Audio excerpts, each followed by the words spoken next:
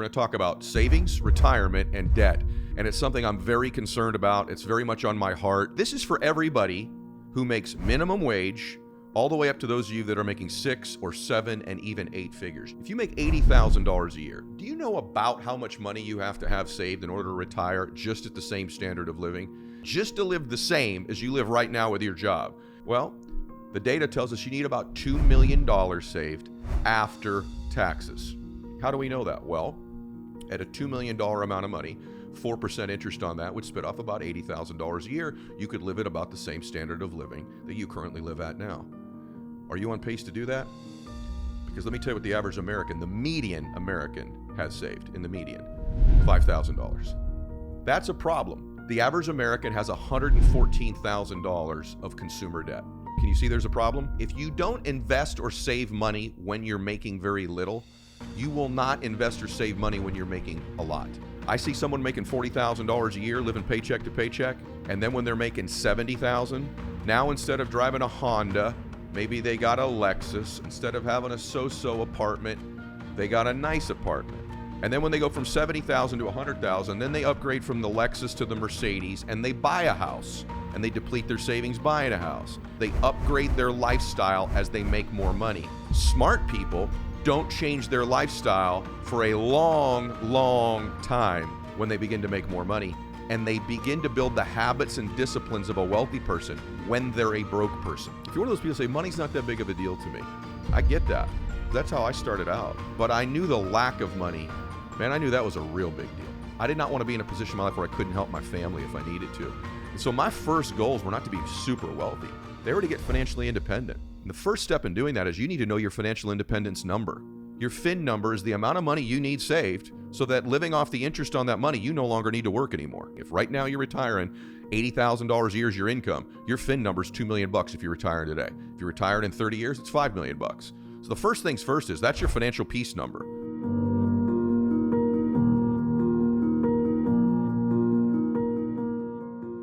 Hey, it's Ed Mylett. I just wanted to thank you for being here, and I would ask you to please subscribe to the show. If you just click the subscribe button here, I would really appreciate it. It helps the show grow so we can get even more successful guests on the program to help you.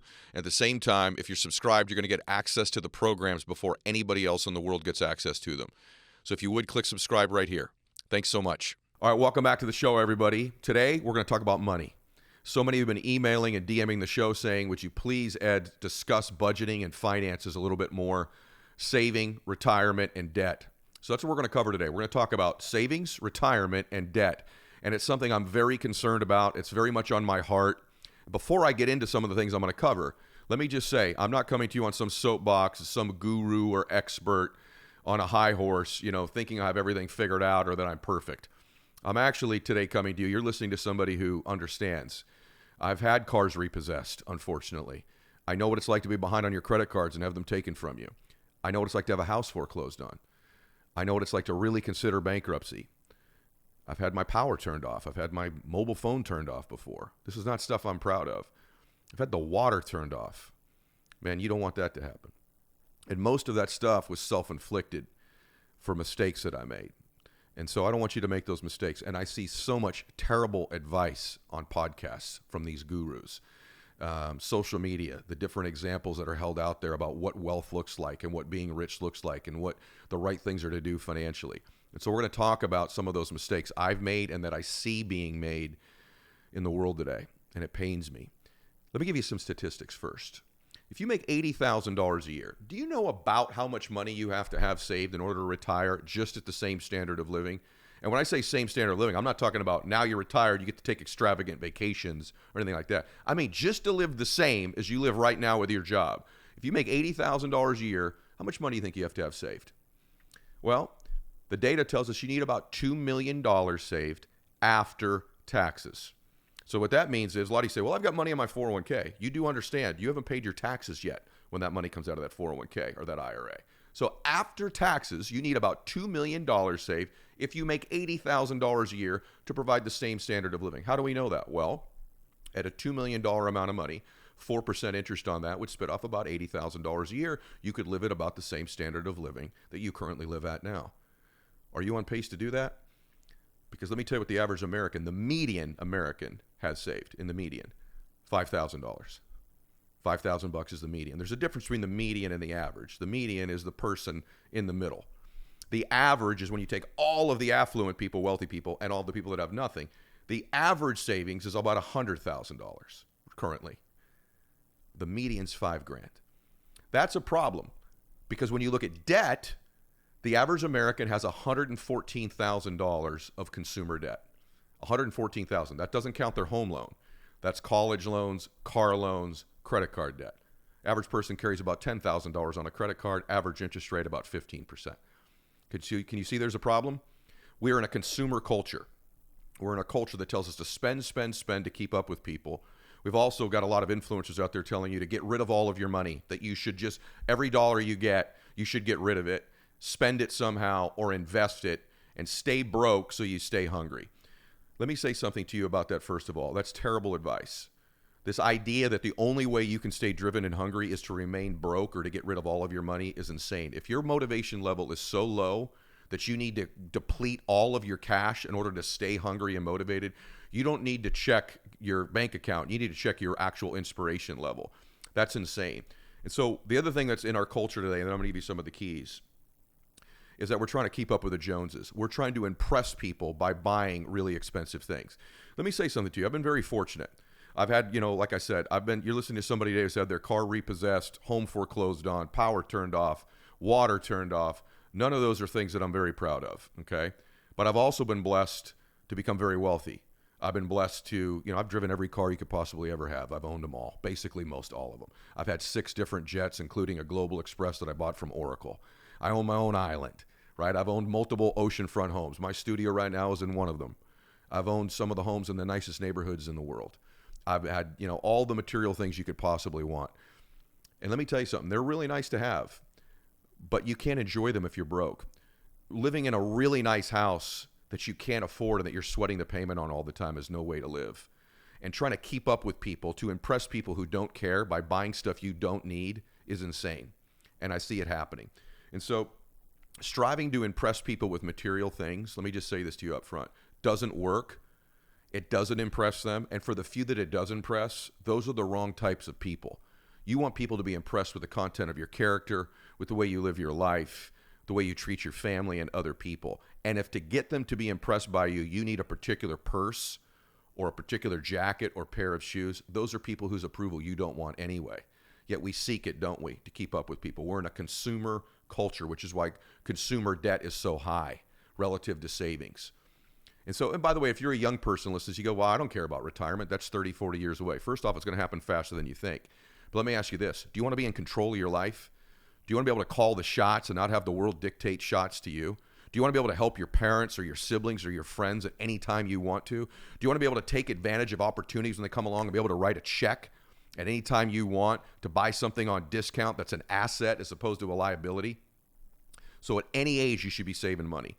I figured this out. By the time I was about 23, I had made some money. And like I said, I had a house foreclosed, a car repoed, and I started to change the way I viewed things. I found out most of these people I was impressing with these cars that I had, they weren't around once I didn't have them.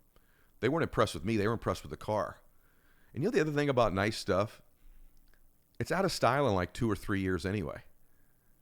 Right? Like the truth is, even a nice house you have, stylistically in 10 or 12 years, it's dated. It just is. What I started to get addicted to was watching my savings account grow, watching my investments grow, watching my assets grow. I got more fired up every month saving money, stacking paper, than I did with what I was buying to impress people. And then I'm going to give you the keys in a minute. I'm 52 years old. I'm worth hundreds of millions of dollars. I've made hundreds of millions of dollars. And I've only bought 2 new cars in my entire life. Because buying a new car is one of the dumbest things you could do. You should be either leasing your cars or buying them used. Let someone else pay all that depreciation. You let that thing drive off the car lot. Let them drive it for a year or two, and then you buy that thing at a discount. It's still going to drop after you buy it, but not at the same rate as the dummy who buys the new car. So let's go through a few things here that can help you. Number one, by the way, that stat I gave you earlier, if you make $80,000 a year, you need $2 million. That's if you're retiring today. If you make $80,000 a year and you're retiring 30 years from now, if you factor in inflation, you'll need $5 million. So you have to start to ask yourself, are you on pace? Are you doing the things that will get you wealthy? And that's where I want to begin. The first thing you have to do when it comes to money is get some goals and some outcomes. And this is for everybody who makes minimum wage, all the way up to those of you that are making 6 or 7 and even 8 figures. You need to have financial outcomes, a financial focus. If you don't invest or save money when you're making very little, you will not invest or save money when you're making a lot. That's one of the great fallacies and lies about money, is that people think, well, I'm on this limited amount of income, so once I make more, I'll save more. That's not what I see happen. I see someone making $40,000 a year, living paycheck to paycheck, and then when they're making $70,000, now instead of driving a Honda, maybe they got a Lexus. Instead of having a so-so apartment, they got a nice apartment. And then when they go from $70,000 to $100,000, then they upgrade from the Lexus to the Mercedes, and they buy a house, and they deplete their savings buying a house. And then when they go from 100, if they do, to 150,000, they get rid of that house, they get a more expensive house, and then they got a second car and a second house. And they never get around to really accumulating any savings. In other words, they upgrade their lifestyle as they make more money. Smart people don't change their lifestyle for a long, long time when they begin to make more money. And they begin to build the habits and disciplines of a wealthy person when they're a broke person. I was saving money. See, here's how old I am. I was making minimum wage working McKinley Home for Boys, working at an orphanage that I worked at. And I was making minimum wage, which back then was $8 an hour. And I was still finding a way to save $50 a month in a savings, in a forced savings, because I wasn't going to Starbucks. I didn't have cable TV. I eliminated basic things because I wanted to build it. And I started to get excited. Wow, I got $300 saved. I've got $1,500 saved. I've got $6,000 saved. As my friends were buying expensive cars. In fact, there's a great story I tell often that even when I started to make money, I wanted to buy a Mercedes. I bought a fake one. I bought a kit car. I bought a Chrysler LeBaron with a Mercedes body on it because I wanted to look like I was driving a Mercedes, but I didn't want to spend the money. That's a true story, by the way. I had a kit car. It was a LeBaron with a Mercedes body on it because I was so addicted to saving and accumulating money. So first things first, let me give you some keys. Number one is you need to decide what your outcomes are and what your goals are financially. Do you want to have financial freedom and independence? Right? That's one level of wealth. Or do you want to be like stone-ass wealthy? Those are two totally different things. And for a lot of people, the answer is, I just like some financial peace and independence. I don't have to have Lamborghinis and jets and islands and all these other things, but I sure would like to live financially peacefully. I'd like to someday not have to work. I'd like to pay off my house. I'd like to have a bunch of money saved. Whatever that is for you, I want some element. I don't want debt. The scriptures tell us, owe no man nothing. I'd like some financial peace in my life. And the truth is, I think most people see the wealthy thing on Instagram all the time and think that's what they want. But maybe it's not what you want. Maybe the truth is you just like more time. If you could just save enough money to pay all your bills and have your house taken care of and some basic stuff, maybe you'd like to take more time off. And if you're one of those people who say, money's not that big of a deal to me, I get that. And the truth of the matter is that's how I started out. It was not that big of a deal to me. But I knew the lack of money. Man, I knew that was a real big deal. I didn't want to be broke. I don't want to be stressed. I did not want to be in a position in my life where I couldn't help my family if I needed to. And so my first goals were not to be super wealthy. They were to get financially independent. And the first step in doing that is you need to know your financial independence number, your FIN number. Your FIN number is the amount of money you need saved so that living off the interest on that money, you no longer need to work anymore. The next thing is this. You got to stop going into debt. You got to stop spending money to impress people. You got to stop it. You got to stop buying meals on credit. Stay out of malls, frankly. I've been to a mall maybe 5 times in 15 years. You know what? Monitor and really be smart about your Amazon account. Don't have people shipping you stuff you don't need to your house. Take a look at all your subscriptions. Do you need all of them? Do you need every single one of those subscriptions, or could you eliminate some of those things if you're on a budget and start to put that money into savings?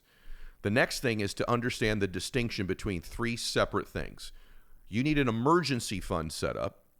An emergency fund is 3 to 6 months of your current expenses accessible at any given time. You need that money set aside.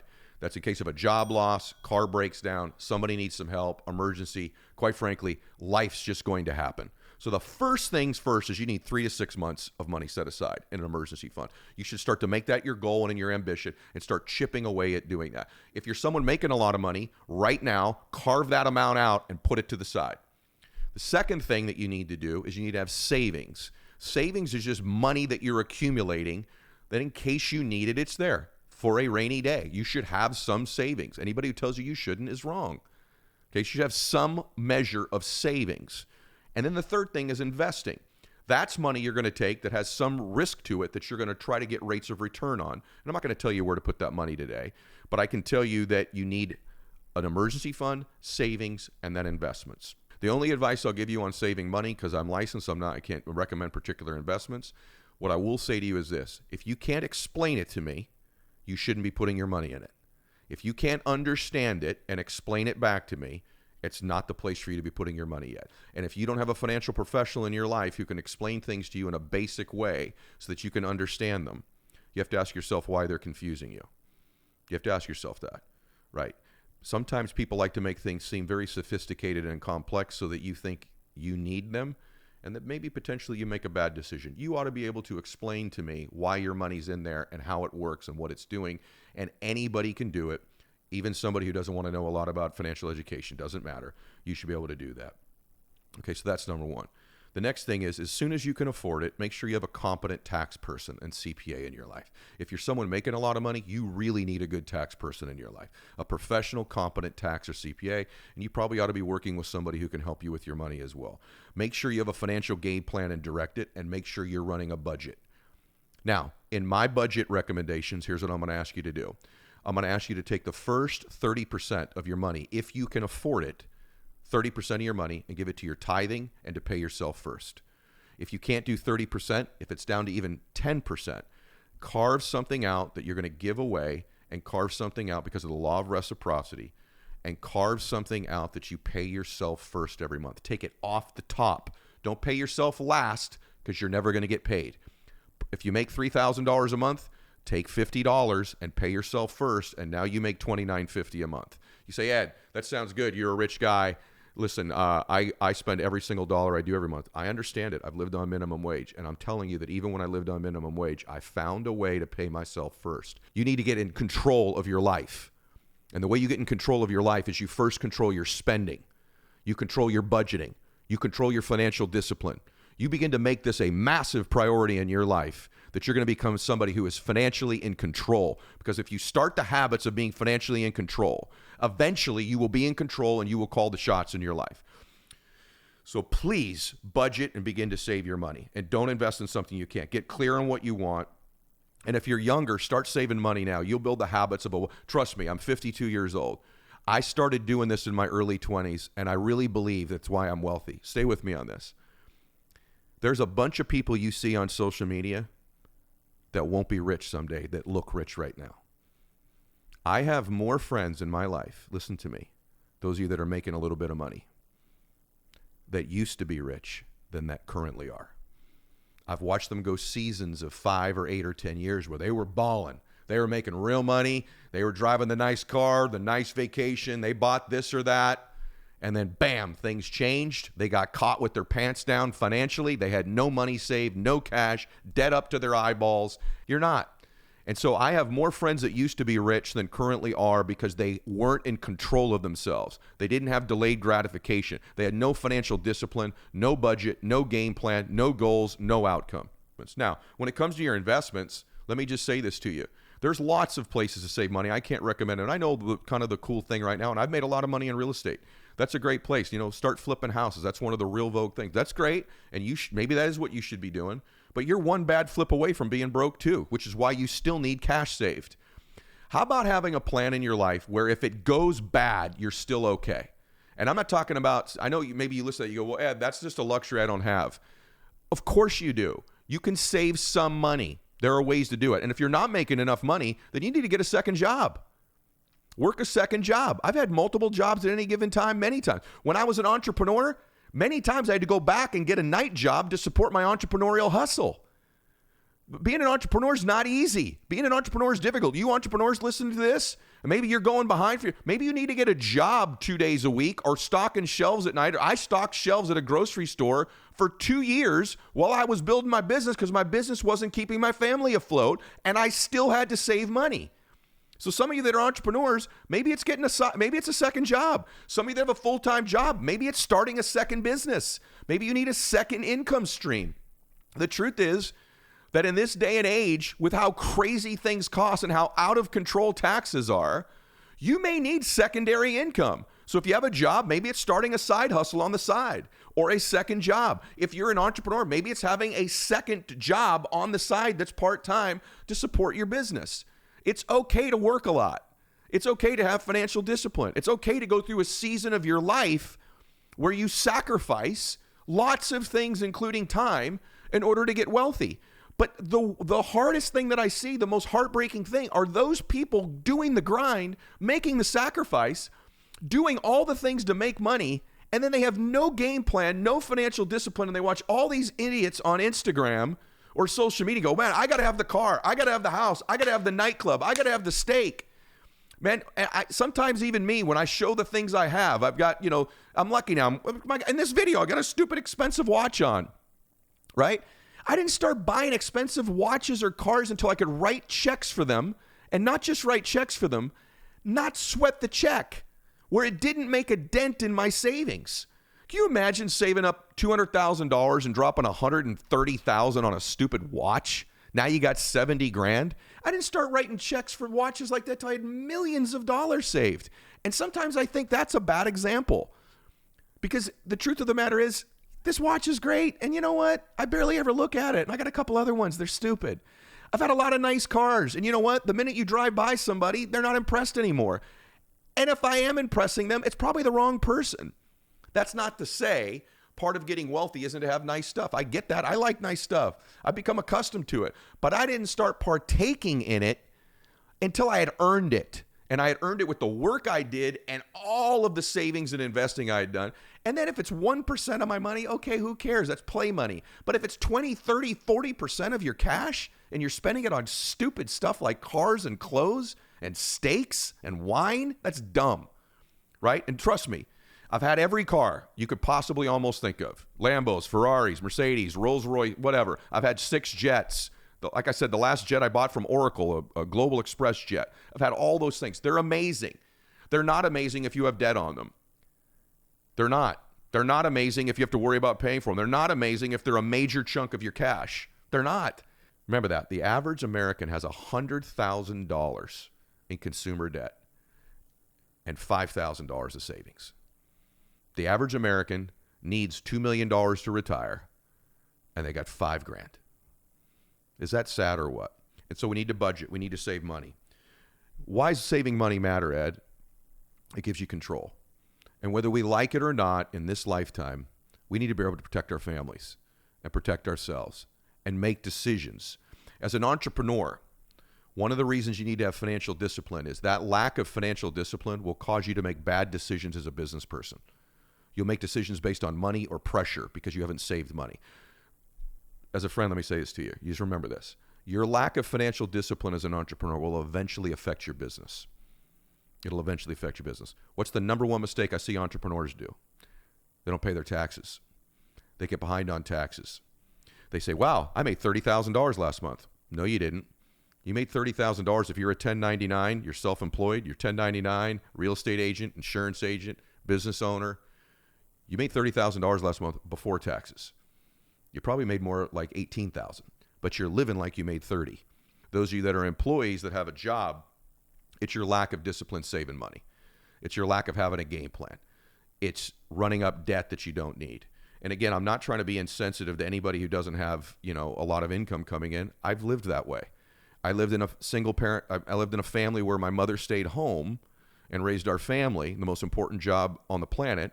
And we had one income, which was my dad's. And I know what that can look like. I remember one time when my dad lost his job and how absolutely destroyed our family was and worried about what was going to come when my dad was unemployed for a while. And thank God my dad had an emergency fund and we had money to live off for those months where he was finding work. And so this stuff matters. It has ramifications. Begin to educate yourself. Evaluate what you drive if you're on a budget. Do you need to drive that car? Or could you get something less expensive, reduce the payment, or actually cash something out and do something with that savings? Evaluate what you subscribe to, your subscriptions. Get serious and get focused. And stop caring what people think about what your stuff is. I promise you, nobody cares that matters. Nobody does. And I want to say this to you about real estate. A lot of you ask me about real estate. I think that's a great place. I do not believe it's the only place, though. And so begin to educate yourself about the different places you could put money. But the most important thing is to begin to build the habits so that you become long-term financially independent and maybe stone-ass wealthy. And for those of you that are making money, please don't be one of these people that was rich just for a little while or successful just for a little while. That you had this tremendous blessing of making some money, maybe more than you've ever made for a little window of time, and you blew it on stuff, and you didn't save and accumulate and invest. Don't go into debt that you don't need to. Some debt is good debt. We all know this. Debt on liabilities is terrible. Debt on cars, debt on clothes, debt on food, debt on stuff you don't need. That's terrible. Debt on assets, everyone says, well, that's great. Well, maybe. I mean, sometimes it's great. You still got to buy the right property at the right price. It's still got to be something you can afford and handle, right? Just because it's debt on an asset doesn't make it good debt. It just means it's definitely not stupid, right? I've had so many friends that were doing pretty well for a while, and now they're not. And they're not because their lack of savings created pressure in the bad times. And when the bad times came, because they were under pressure unnecessarily, they should have had money saved and invested. But because they didn't, they made bad decisions under pressure. And ultimately, those decisions were made because of financial pressure, and that financial pressure ruined their businesses. Had they just saved money in the good times, they could have rode out the bad times. And so this is the same whether you have a business or a family. You've got to plan for winter. Listen to me. Winter comes in everyone's life. There's 4 seasons for a reason. There's summer, spring, winter, and fall. And that metaphorically is true in our lives. You're going to have a spring in your life probably at some point where you've got some financial opportunities, and it's going to be sunny out in the summer. And then there's going to be a time where you start to have anxiety and things begin to change. The leaves of your life begin to change, and you can feel it maybe not the way you want it to, which is fall. And ultimately, there's going to be a winter. In all of our lives, there's a financial winter. There's a winter where we lose our job, or our car breaks down, or there's a disaster, or a family need, or our income in our business drops, or we just have massive expenses in a short window of time that we have to make. So that winter is going to come. Please prepare for winter. Whether you don't make a lot of money or you do make a lot of money, I can tell you this: if you begin to develop the habits of budgeting and have an emergency fund and saving money and staying out of stupid debt, right, and investing after your savings, wherever you believe that that's appropriate. When you have those habits and you make good choices and you begin to live in some financial harmony and peace consistent with your values, that when winter comes, you can ride it out. I've had probably 4 or 5 winters since my mid-20s, and I've been able to ride them out. And if I can be really candid with you, because I had saved a lot of cash, I was able to make a lot of money during other people's winters when they had to sell their house or their business or their asset. I could buy them at a discount because I had cash or I had investments. So I hope that helps you all very much. I care about this topic tremendously. I care about your family. I care about your well-being. And I believe at any income level, you can have some measure of financial peace if you just build the habits. And it may be that if you're at that lower income level right now, and you're like, man, it's just such a grind. I understand, I relate. I truly do. But I can tell you, you'll feel better about yourself if you can save just a little something. And you're like, man, I'm doing the right thing. I'm building the right habits. Man, it's not showing a lot now. And man, my friends think I'm silly to be saving $10 here, $8 there, $30 there, $50 there. But I know if I can save 8 and 30 and 50 now, when my spring comes and I'm making a little bit more money, that's going to be 500 and 5,000 and 50,000 and someday maybe 500,000. And I'll be able to live my financial dreams, or at least control and protect my family like I'm supposed to do. I hope this helped you today. If it did, share it with somebody who's young or old at any stage of their life. They begin to build these habits. And I hope you share our show as well. It's the fastest growing show in the world for a reason. And let me say this to you. If you want help on your personal development, you can go to growthday.com. My friend Brendan Bouchard's got a great app, growthday.com/ed. You can get some information there. God bless you. Max out your life, not your credit cards.